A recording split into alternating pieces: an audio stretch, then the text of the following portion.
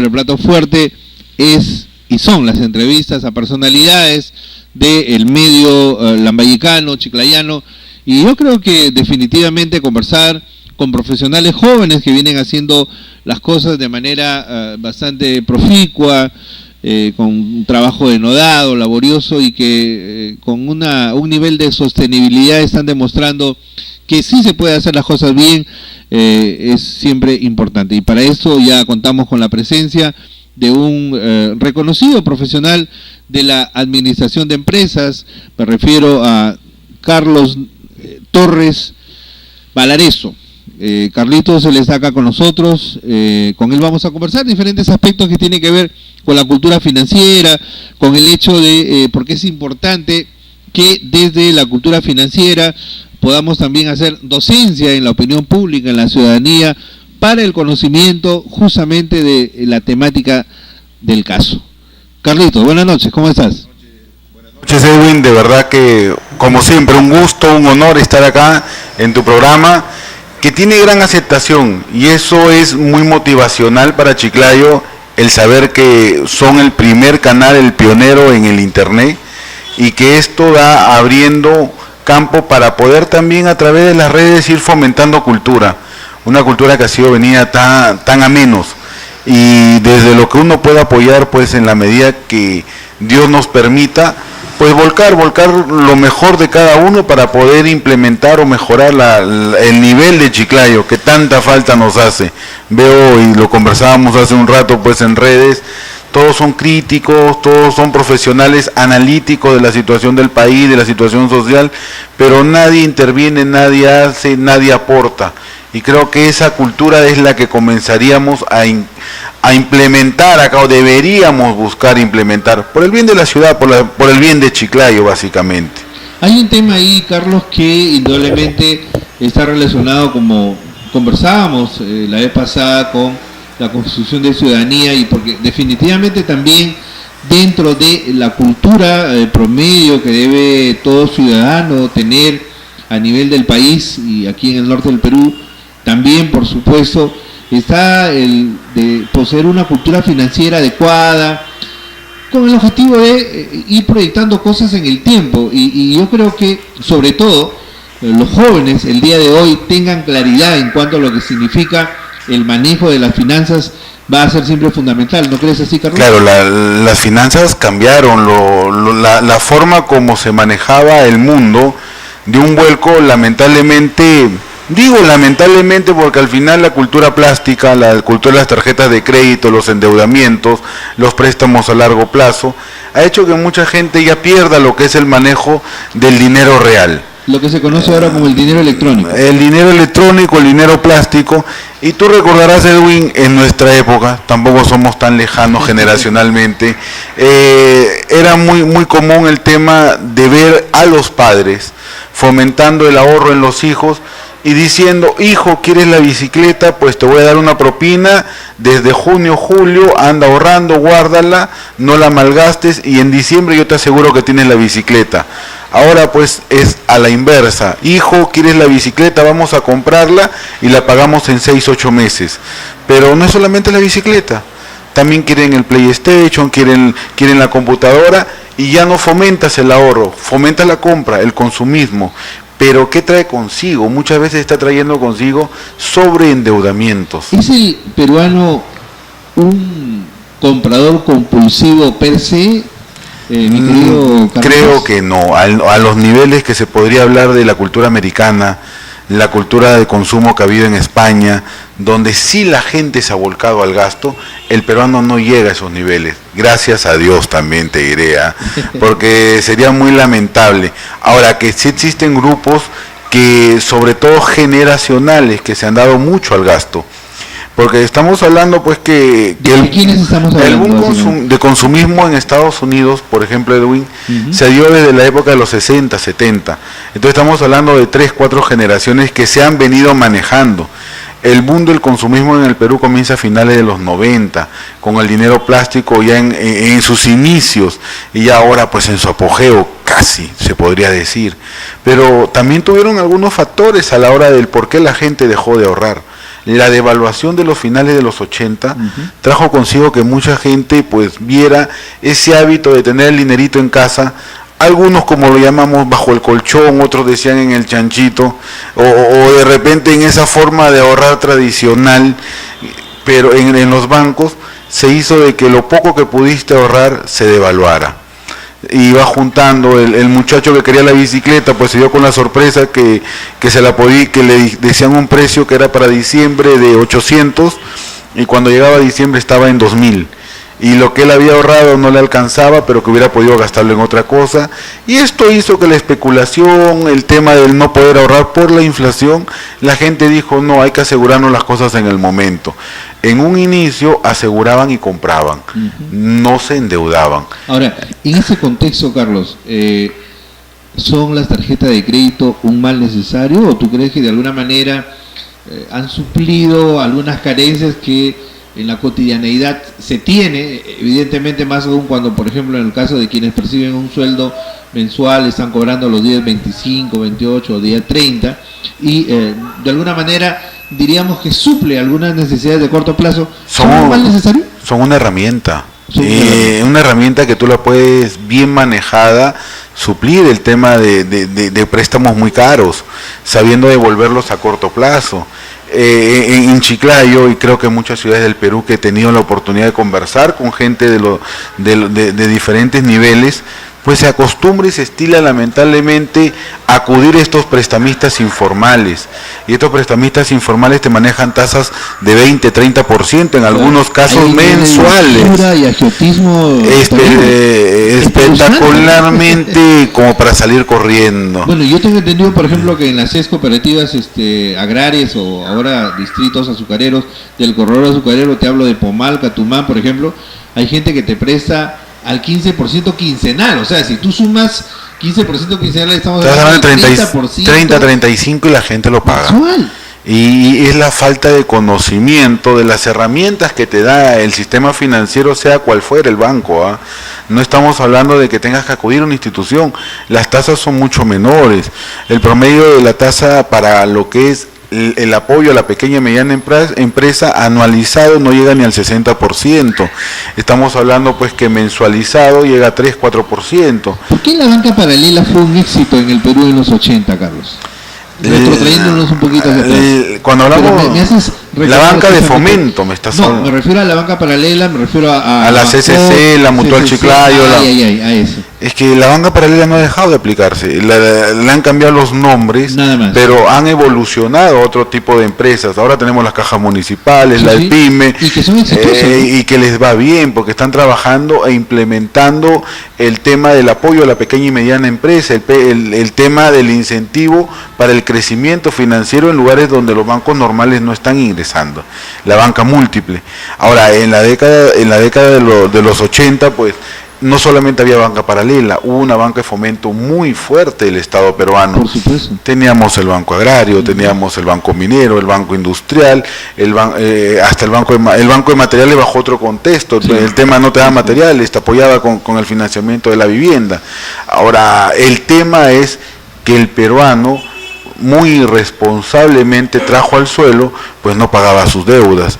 Ahora, la crisis también incentivó ese tema y hubo una condonación de deudas a la final de los 80. El tema del perro muerto en el Perú es una institución.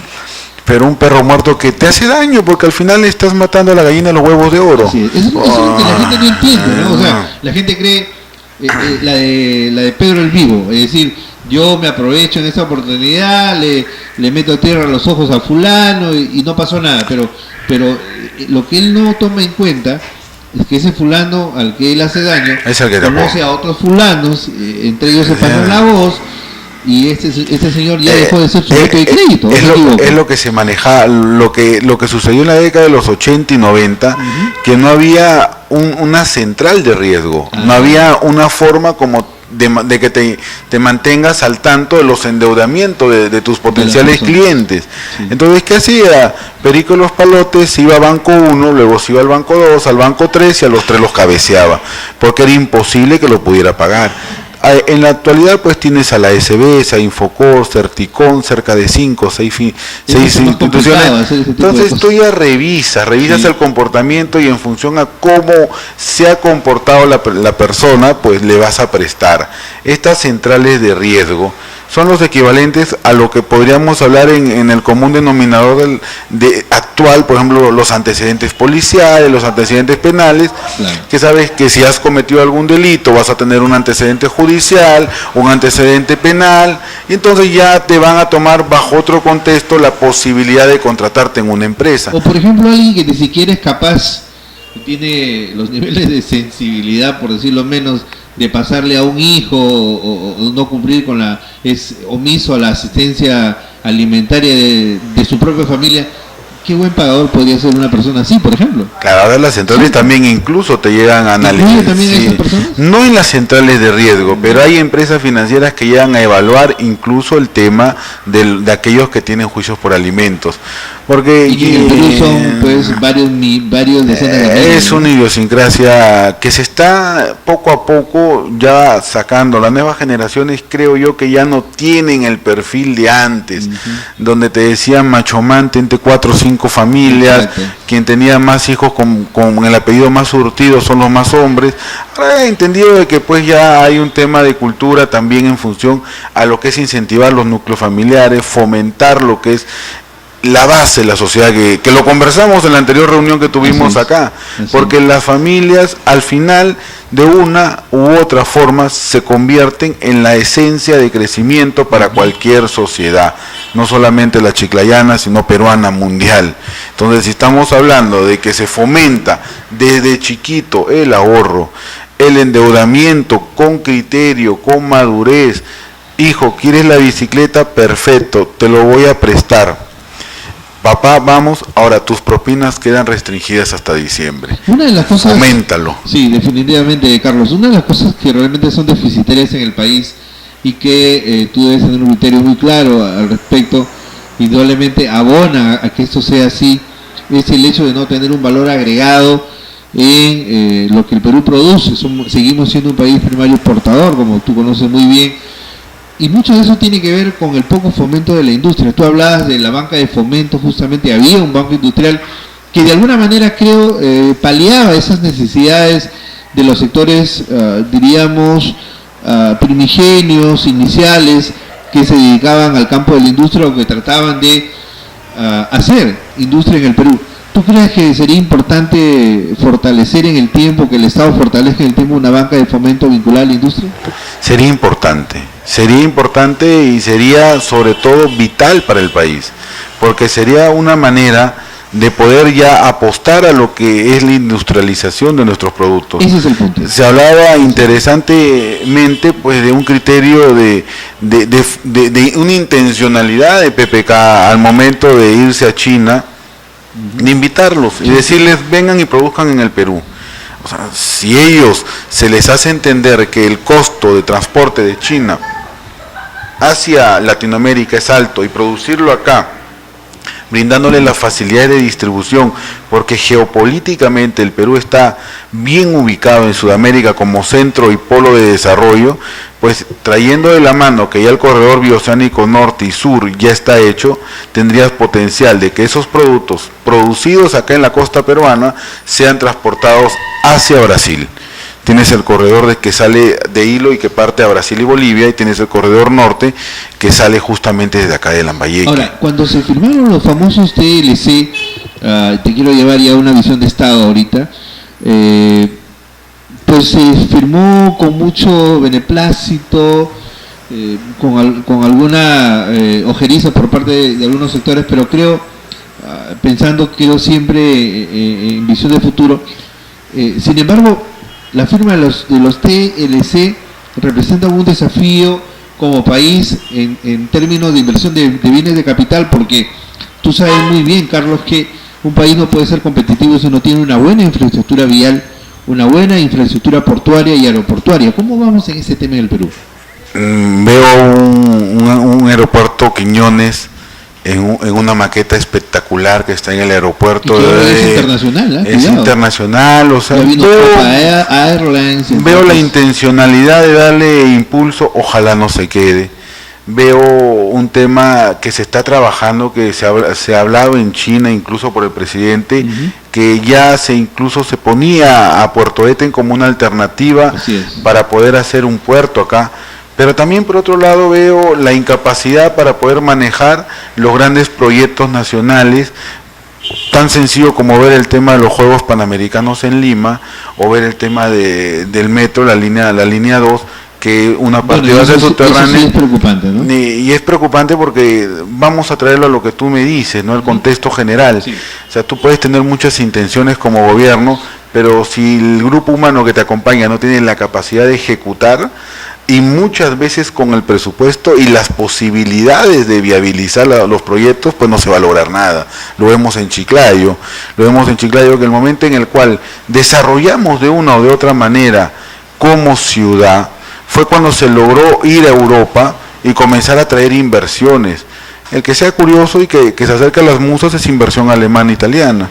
Y así por el estilo podríamos decir que los grandes convenios con países europeos o con inversiones de gente que de una o de otra forma ve a Chiclayo con la misma óptica que el inversionista ve al Perú.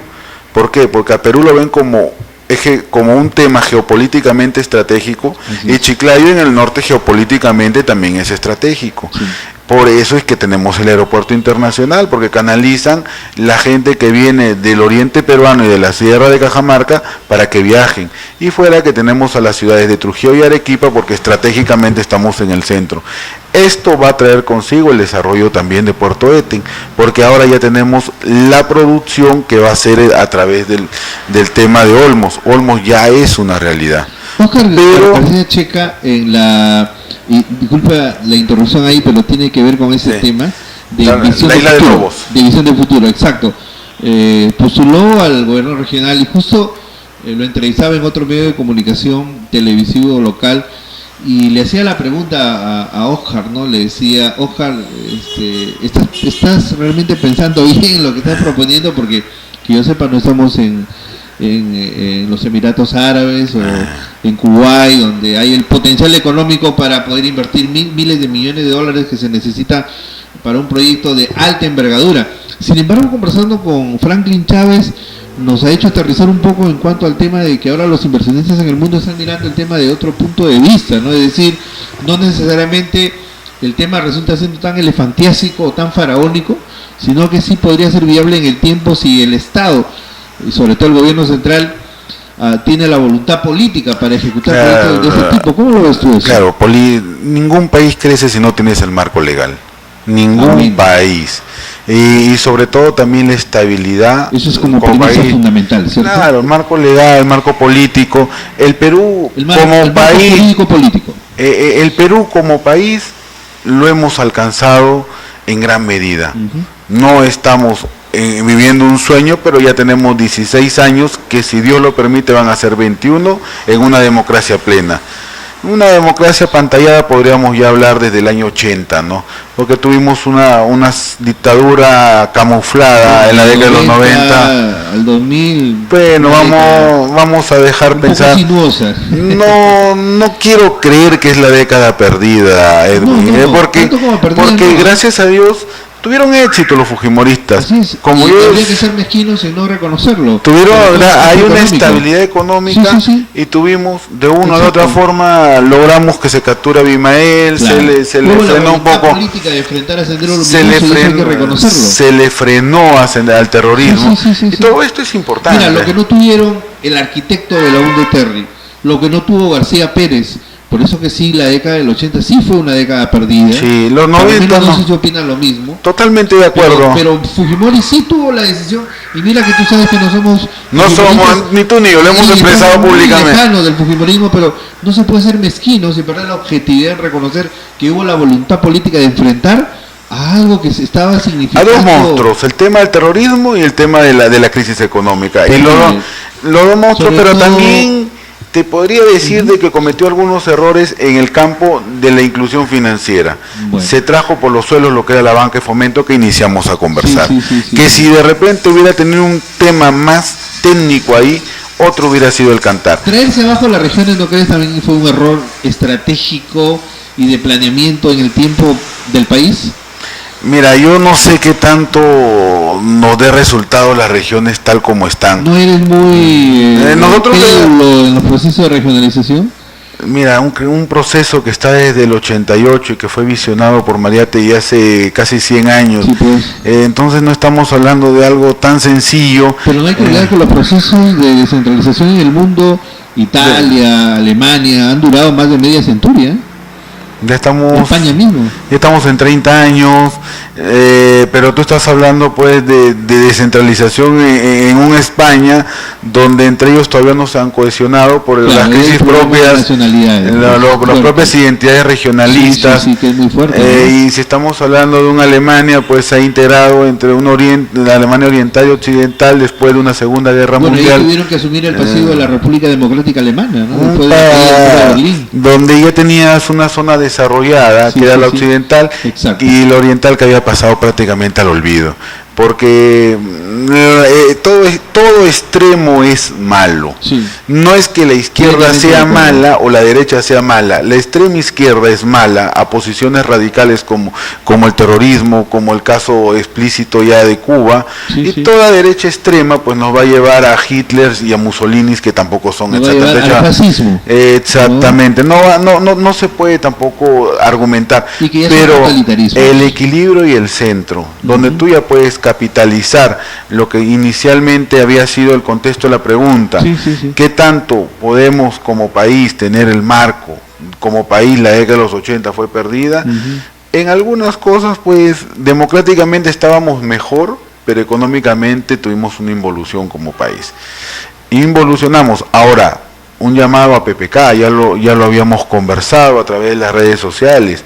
PPK no debe descuidar al terrorismo y debe tomar en consideración que su servicio de inteligencia lo debe fortalecer. Lo que ha acontecido en el mes de junio para julio, que no es responsabilidad del actual gobierno, es una responsabilidad política del presidente saliente Humala, donde lamentablemente se ha visto con mucho temor para aquellos que en algún momento hemos vivido la crisis del terrorismo, reflotar, salir con banderolas, hacerle una tumba, un mausoleo al terrorismo. Es un error, es un grave error el haberlo permitido en su momento, y esperemos que ya en la actualidad se vaya corrigiendo. Ahora, sigo pensando, Carlos, eso perjudica el tema económico. Perfecto. Sigo pensando en que la lucha contra Sendero, así como hay que ser hidalgos en reconocer que Fujimori enfrentó directa y frontalmente el problema y sobre todo lo ubicó en su verdadero contexto, mientras Belaúnde decía que era un montón de avijeos. Fujimori y los servicios de inteligencia ubicaron en su real dimensión lo que era realmente Sendero Luminoso como un grupo terrorista, y sobre todo como parte de una guerra no convencional, Carlos, porque eso de aparecer con una granada, con una bomba y volarte una torre de alta tensión en cualquier momento del día era algo que nunca había pasado en el Perú, pero bueno, y en pocas partes del mundo. Así, pero por supuesto. Pero también el tema, y tú lo argumentabas, no es solamente un tema debe pasar por la concientización de la población. No podemos pasar al olvido. Carlos, pero tampoco se puede utilizar los medios que usan los americanos pues para combatir el terrorismo, de masacrar poblaciones enteras en Siria, en Irak. Se conoce como terrorismo de Estado, y tampoco eso. Que en algún momento Fujimori lo cometió. Y se cometió también en la década de los 80. Claro, si no, Cayara, Comarca y todo esto pues se masacró cerca de 93 señores de la iglesia luterana, metodista en Ayacucho. Y todo esto, pero también estamos hablando, como tú bien lo dices, de terrorismo de Estado, terrorismo por parte del gobierno, pero terrorismo propio de la izquierda maoísta que en algún momento se quiso traer al país. Y justamente lo que quería decir ahí es un poco lo que hemos conversado por las redes, es que creo que el gran error o la gran ausencia o falencia de Fujimori es no haber ubicado el problema en su verdadero contexto y no haber combatido a Sendero Luminoso en el plano ideológico político, es decir, ¿dónde se combate fundamentalmente? En las universidades. Porque no olvides que Sendero Luminoso nace en una universidad llamada San Cristóbal de Huamanga, y no es casualidad. Yo te diría que sí la combatió, porque yo he tenido la oportunidad de estudiar en la Nacional, la Pedro Ruiz Gallo de Lambayeque, sí, yo también la universidad pues tuvo su disloque el año 91 con Paco Cardoso, cuando en su momento le enfrentaron al terrorismo, quitaron las banderolas, pintaron las paredes, que era de temer ya encontrar incluso pintas completitas de Mao Zedong, pintas de Fidel, del Che Guevara. Esa bandera con la hoja y el martillo. Y lo enfrentaron bien, y fueron frontales. Entonces ya no estamos hablando de que las universidades no se hizo un trabajo ideológico. Aquellos que buscaban la paz lo lograron. Lo que ha pasado ya no es responsabilidad. Creo que el problema viene después. Porque eso debe haber sido una política del Estado.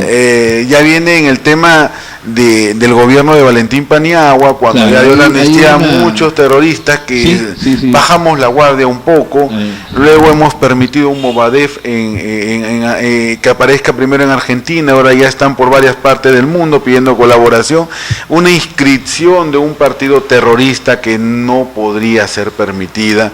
Pero ¿por qué se da? Ahora, yo cuando escucho el argumento de que no, que se empadrone y que con eso identificamos quiénes son los terroristas, mira, yo que conozco de cerca a mucha gente, a la hora que ven a una chiquilla buena moza en la esquina y le firman, pero ni saben por qué partido está, ¿qué garantía vas a tener? Porque es la irresponsabilidad del ciudadano, irresponsabilidad que no solamente es en cultura financiera, es irresponsabilidad general en cultura, y es por eso que tenemos los partidos y los candidatos que llegan a ser autoridades. ¿Por qué? Porque no se van preparando, no solamente en un tema. Lo conversabas con Larceri Díaz, para ser periodista tienes que tener un bagaje y un nivel cultural general, no puedes solamente manejar un tema y querer ser periodista deportivo, porque hasta el periodista deportivo tiene que conocer un poco la coyuntura del país, cómo va, qué situación le está haciendo pasar, por qué, cómo fueron los partidos. Porque cuando hablas incluso de un partido de un mundial de fútbol, cuando hablas de un partido de por qué Brasil está en el podio, tendrías que remontarte a los 50 cuando perdió el mundial de local, tendríamos que decían que era el karma y volvió a perder el mundial en el año 2014, y que Brasil no había ganado ninguna medalla de oro, y ya la ganó por primera vez en Brasil. Ahora los brasileños van a decir, organicemos olimpiadas y ya no organicemos mundiales porque nos va mejor acá, pero la historia juega. La historia, pero hablando de mundiales, en el Perú, pues la infraestructura, si nos hubieran dado que seamos sede de un mundial de fútbol, creo que todo el Perú hubiera caminado para que se hagan estadios monumentales, 60.000 personas en Cajamarca, 60.000 personas en Moyobamba, que son los requerimientos que tiene la FIFA para los mundiales, y hubiera habido una inversión rápida. No, porque los mundiales, que todo el mundo le gusta el fútbol y que muchas veces no llenan el estadio. Siendo Chiclayo una ciudad con la población que tiene, y Lambayeque con 1,5 millones de habitantes, te vas al Elías Aguirre a los partidos de nuestro Juan Aurich y no llega ni a 2.500 personas. En el mejor de los casos hay no va, o sea, la gente no va, no participa. ¿Y eso se juega la U o juega Alianza Lima? Juega la U, Alianza Lima. Alianza Lima no van más de 1.000, Ver a nuestro Auris cuando ya estaba a punto de campeonar y tenía 4.000, 5.000 personas ahí en el estadio. Y eso es lamentablemente la realidad de nuestro fútbol. Pero ayer que empatamos con Argentina, que ya he visto un montón que se sienten campeones mundiales, bueno, ya es el momento, pero por otro lado nos dan la oportunidad de ser sede de unos panamericanos. Lo ven desde un punto de vista solamente el gasto, la infraestructura, que vamos a tener que invertir tanto solamente para engreír a un grupo de deportistas. No ven el contexto de la cantidad de turismo que llega, no ven el contexto de que el mundo voltea a mirar Lima nuevamente, no ven el contexto. Y como yo le digo a mis alumnos, ustedes tienen la suerte de ser la generación que pueden evidenciar los éxitos del país. Así. Nosotros fuimos la generación que nos decíamos somos los primeros, demuéstramelo. Tenemos una maravilla del mundo porque Machu Picchu es una maravilla del mundo, la octava, pero papá solamente hay 7, bueno, somos la octava. El río Amazonas es una maravilla natural, pero no existe eso. Ahora la generación puede decir, porque ya hay documentos, ya tenemos una base de datos, que Machu Picchu ya está considerado una maravilla del mundo. Ya pueden decir que el río Amazonas es otra maravilla del mundo. Pueden decir de que la Amazonía peruana puedes evidenciar para nuestro Lambayeque, que acá en las tumbas del señor de Zipán se encontró más oro que en las tumbas de Tutankamón. Claro. Como le digo yo en clase, no estamos hablando de cualquier cosa, estamos hablando de culturizar. Ahora, Carlos, finalmente para ir redondeando esta importante entrevista contigo, y justamente a eso queríamos llegar finalmente. Tienes tú una actividad de carácter académica bastante profusa en estos últimos tiempos. Tengo entendido que estás actualmente en la docencia universitaria, en la docencia superior, incluso viajando a otras latitudes macro-regionales. ¿Cómo va tu experiencia en poder volcar aquello que para lo cual tú te preparaste con una maestría ya en finanzas y todo ello? ¿Cómo va tu experiencia en la transmisión del conocimiento? Mira, bonito e interesante, y como inicialmente lo conversamos previos ante cámara, antes que saliéramos en vivo, en el interín, como manejan ustedes la terminología, te decía, una de las cosas que uno se va preparando, se va llenando de conocimientos, primero para sentirte bien como ser humano, porque uno tiene que estar preparado para asumir retos. Entonces, si no lo haces, pues no tendría razón de tu existir. Pero el paso siguiente era, ¿qué hago con este conocimiento? ¿Me lo quedo? ¿Lo vuelco solamente en un ámbito familiar? ¿O ya comienzo a compartirlo con más gente? ¿Cómo masificas el conocimiento? ¿Cómo haces que las demás personas también puedan ser partícipes? La era del conocimiento, ¿no? Tenemos la era de la comunicación, la era del conocimiento. Antes, averiguar un tema era ser ratón de biblioteca y demorarte por lo menos 3 o 4 días leyendo varios libros y sacar tu conclusión. Y ahora estamos a un clic del conocimiento. Entras a Google y porque es el buscador más usado. Y alguien le ha puesto a Google San Google justamente por eso, ¿no? Facilísimo. Te hace maravillas, bueno, en algunos casos te hacen plagiar tesis. No vamos a decir de candidatos ni de gente, pero es tema aparte. Pero te diré, entonces yo dije, es el momento. Es el momento también y fuimos conversando oportuno. Y comenzamos a aplicar un poco el tema en el campo de la administración, que es la carrera que he llevado, y paralelamente estamos haciendo una labor ya con los jóvenes en gestión pública. Yo mis estudios universitarios son en administración de empresas. Con maestría en gestión pública y estamos cursando un doctorado en gestión pública. La idea es prepararte. O sea, usted va a camino a ser un tecnócrata, maestro. Si Dios lo permite, y para eso nos vamos preparando. El detalle es que mucha gente asume los cargos, asume las responsabilidades sin estar preparado. Y tenemos que ir enseñándole a la gente que las responsabilidades se van dando en función a quién está preparado para poder ejercerlas. No es solamente un tema de que tú puedas darle a cualquier hijo del vecino porque es el que más gasta en campaña. Ahora, si hablamos de nuestro presidente, yo te puedo asegurar, por lo que yo he leído de su currículum, no hay hombre más preparado para asumir de los candidatos la responsabilidad del presidente que Pedro Pablo Kuczynski.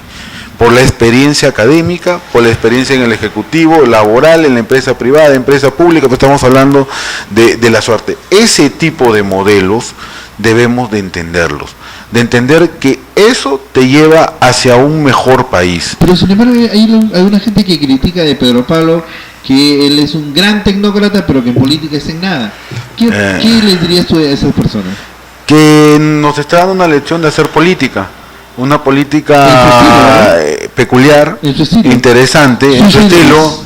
Su genio como lo hace Obama. Claro. Obama es de las personas que tiene gestos.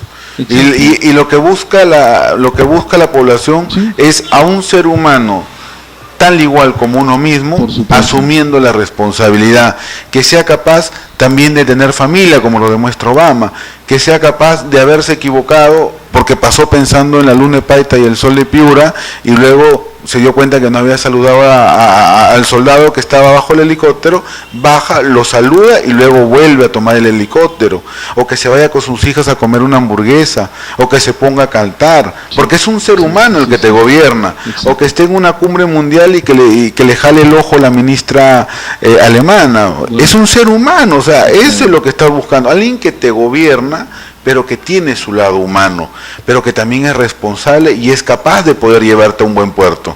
Porque no es solamente un payaso, un palabreador, también es una persona que tiene que estar preparada. Y eso se le da a PPK, o sea, PPK tiene unos gestos, que a veces unos improntus que tiene, que bueno, deja sus serias dudas. Por ejemplo, ahí, pero en la presentación previa al partido, y él llega a saludar a los muchachos de la selección, y ahí está el video donde Paolo Guerrero le dice, presidente, ya pues un bailecito, y PPK se pone a bailar con los muchachos, ¿no? O sea, eso su palomillada, propio de su estilo, bastante, bueno, te diré que Edwin, que hasta para bailar es jocoso, o sea, hasta bailar es una persona que no sabe bailar. Pero lo vemos a un Mauricio Macri en Argentina bailando y haciendo su payasada en la tribuna, pero en unos niveles de verdad que bueno, el caso es diferente, ¿no? Él sí baila bonito, pero no gobierna bien. En el caso de acá baila feo, pero parece que de la República de Argentina y otra cosa es el presidente del Boca Juniors. Sí, bien dicho. Pensé que ibas a decir del Perú, porque en Latinoamérica el Perú está siendo visto de otra manera, y con todos los errores que ha tenido nuestro Humala, bueno, en medio de toda la economía no se la trajo al negativo, están abajo. Porque gracias a Dios los gobiernos duran 5 años, porque creo que con 2 añitos más sí estábamos con menos. ¿Tú crees que la economía durante el tiempo de Humala estaba en piloto automático? Sí, la habían dejado, pero no es solamente un tema de Alan.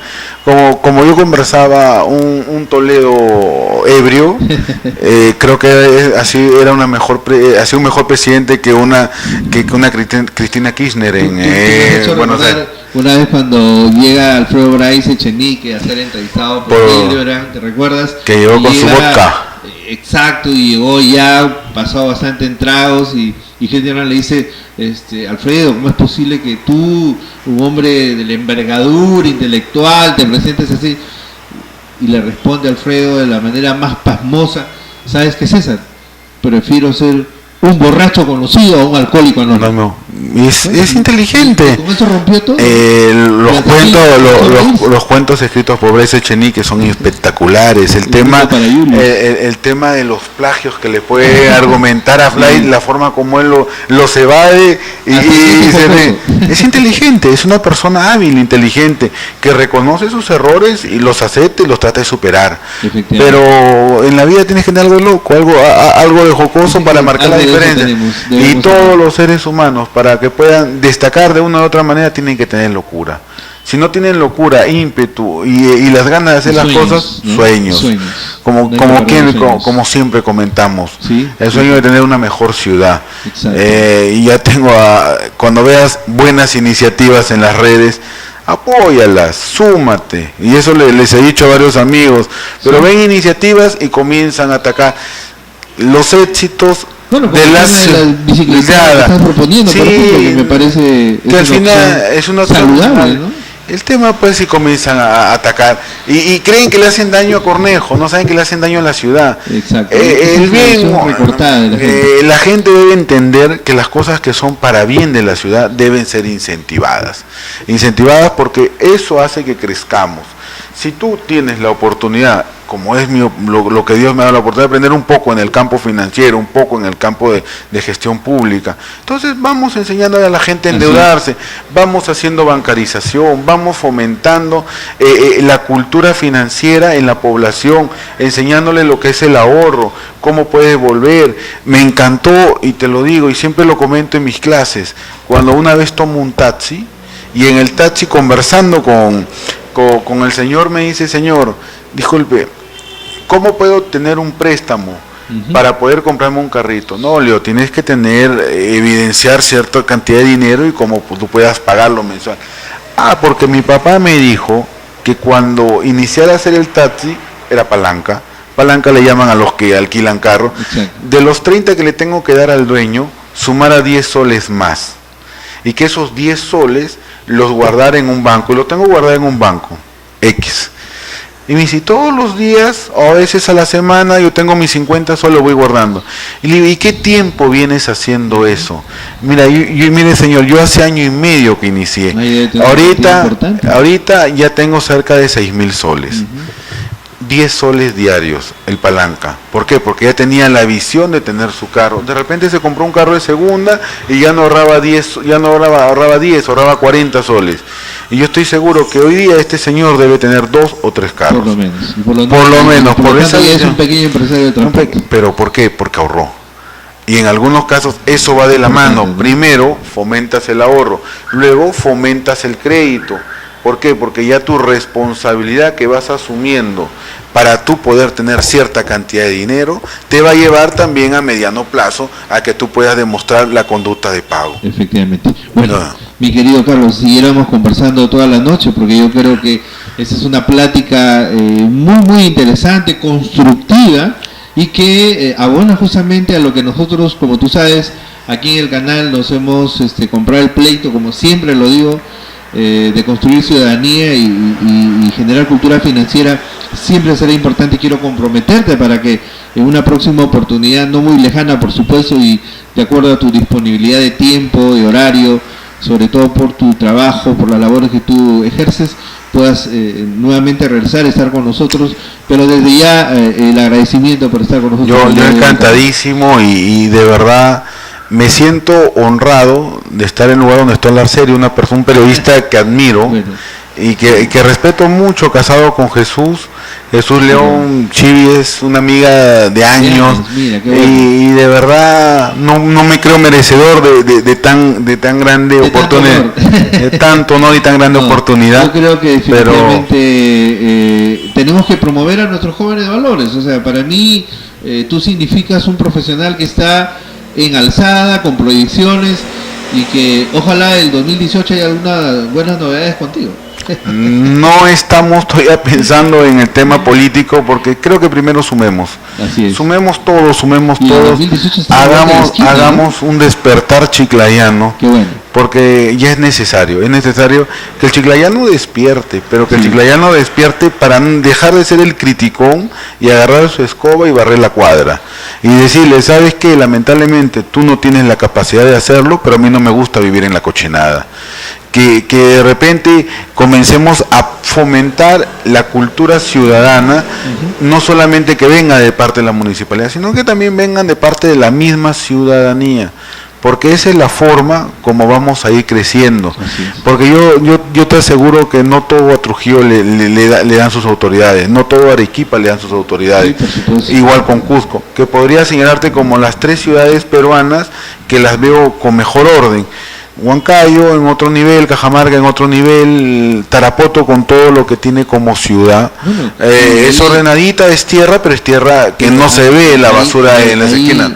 Ahí se cumple aquello que dice Carlos contundentemente: una ciudad no es limpia porque se barre, sino porque no se ensucia. Y mira que en Trujillo, por ejemplo, que tú has tocado a nuestro amigo Quique Alarcón, que nos debe estar viendo, abogado él, cuando fue a estudiar a Trujillo, estudiante de primer ciclo en la Universidad Nacional, sale de la universidad, de la ciudad universitaria, come un plátano, y como él tenía la costumbre en Chiclayo de botar la cáscara al piso, al suelo, se le acerca un señor y le dice respetuosamente: joven, ¿usted cree que está bien lo que acaba de hacer?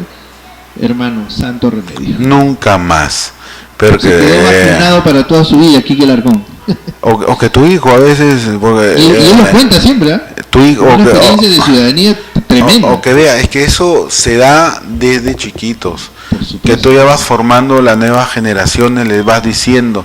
Ya tenemos, gracias a Dios, generaciones de chiclayanos, porque tuvimos estamos hablando del inicio del siglo pasado, que tuvimos una generación propia de chiclayanos, que ya habían nacido 2 o 3 generaciones acá. Exacto. La década de los 60, que hubiera una cantidad espectacular de migrantes, los 70, 80, que no es malo. Claro, no. El mejor alcalde, uno de los mejores alcaldes de Lima, Lima ha sido chiclayano. Por supuesto. Y uno de los mejores alcaldes de Chiclayo ha sido su padre. Así O sea, estamos hablando de que sumemos todos, sumemos ideas, sumemos gente que no esté buscando lucrar.